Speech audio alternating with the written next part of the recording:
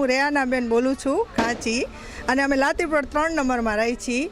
આ 35 વર્ષથી આના જ અમારી પોઝિશન છે. અમને કોઈ દિવસ કોઈ સારું કરી દીધું નથી.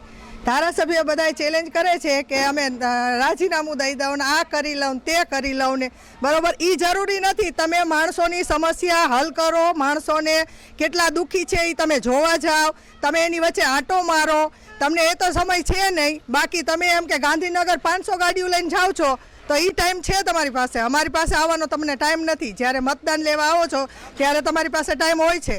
તમે મત વયો જાય છે પછી તમારી પાસે ટાઈમ નથી અમને મળવાનો કે અમે કેટલા અહીંયા હેરાન છીએ, અમે પાણીમાં કઈ રીતે રહી છીએ, કઈ રીતે રસ્તા છે, અમારા વાહન નથી હાલતા, અમે માણસો નથી હાલતા, અમારા બચ્ચાઓને સ્કૂલ મૂકવા જવાના, લેવા જવાના બધું અમારે હાલીને જ કરવાનું હોય છે. અમારી પાસે ગાડીઓ નથી તમારી જેમ, 4 વ્હીલું નથી ફરતી તો અમે એને એમાં મૂકવા જાશું, લેવા જાવ. અમે ગરીબ પરિસ્થિતિવાળા માણસ છે, મધ્યમ વર્ગના.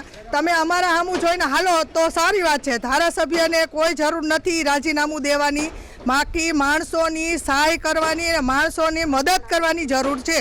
તમે એટલું અમારું વિચારો કે આટલા વર્ષોથી તમે ધારાસભ્ય ભોગવો છો તો તમે કે દિવસ આવ્યા ને માણસોનું હલ કર્યું?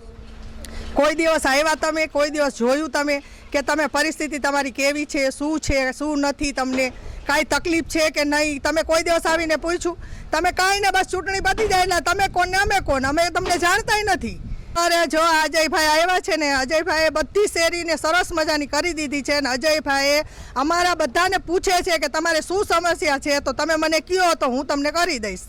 તમે ખાલી મને જાણ કરો. તો તમે તો એવી રીતના કોઈ દિવસ આવીને કીધું નહીં કે તમે અમને જાણ કરો.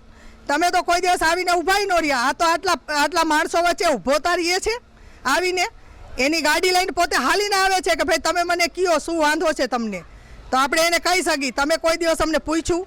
તો અજયભાઈ લોરિયા સારા જ છે અને અમારા માટે વધારે સારા છે.